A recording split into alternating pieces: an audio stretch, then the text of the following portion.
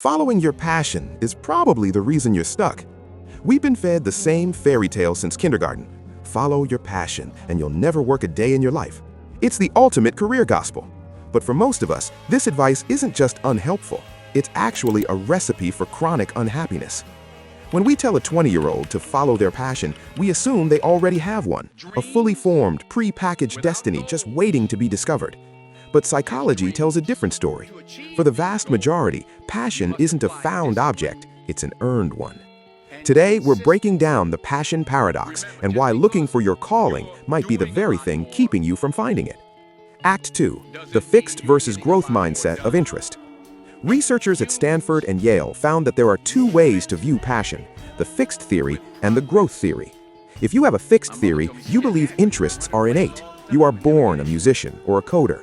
The danger, the moment things get difficult, the moment you hit the boring parts of the job, you conclude, this must not be my passion, and you quit. But those with a growth theory understand that interest is cultivated through investment. They don't find a spark, they build a fire. Act 3. The skill-first hypothesis. Cal Newport, a leading researcher on career capital, argues that passion is a side effect of mastery, not a prerequisite for it. Think about it. What makes a job great? Usually it's three things. 1. Autonomy, control over your time. 2. Impact, seeing the result of your work. 3. Connection, working with people you respect. The pyramid showing mastery at the base, leading up to autonomy and impact. You don't get these things by following your heart. You get them by becoming so good they can't ignore you.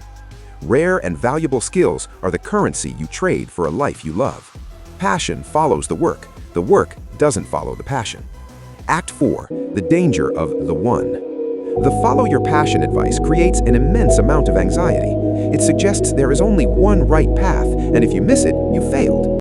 This leads to choice paralysis. We spend so much time scrolling through life trying to find the perfect fit that we never actually commit to anything long enough to see it become interesting.